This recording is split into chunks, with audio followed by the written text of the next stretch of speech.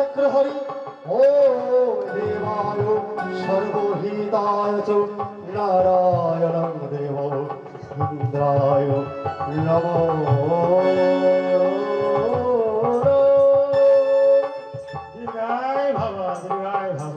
ভক্তিপূর্ণ প্রণাম আপনার চরণে করিলাম নিবেদন।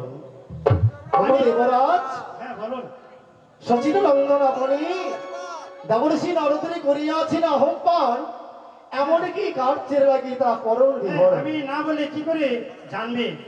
প্রকাশ কর। আমার এক বোন পদ্মা স্বর্গে থেকে সেই মর্তধামে, তাই অনুরুদ্ধ উষার নৃত্য দেখার জন্য আয়োজন করা হয়েছে। তাই এই অনুরুদ্ধ উষাকে এই আসরে তারা নৃত্য গীত করবে। নারায়ণ নারায়ণ नारायण घट घट में हरि है और गिरी सत में ज्योति, घट घट में हरि है गिरी सत में ज्योति, सतगुरु बिना ज्योति कैसे जगह ज्योति। তবে বলুন প্রভু, এই মুহূর্তে আমারে অনুরোধ অনুসারে আয়োজন করতে হবে আপনার নিকট। পূর্ণ দেবী সভা হবে আজকের দিনে দ্বিতীয়বার। নিত্যকলা পরিবেশন হবে ইন্দ্রালয়ে, দর্শন করবে সমস্ত দেবগণ দেবী সহিত মিলে। যতগুলো আছে করে দাও। আমি আসি। আসুন প্রভু, ছুটে যাই ছুটে যাই আমি সমস্ত দেবতার নিকট, করিব আমি আমন্ত্রণ। কি করি যাই,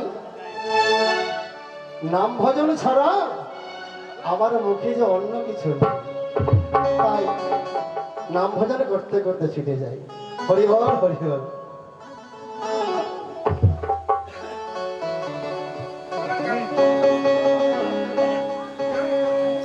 ও মণিময়ীরা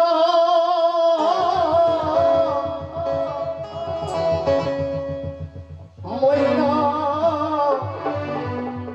মনে ময়না ময়না ময়না ময়না রে,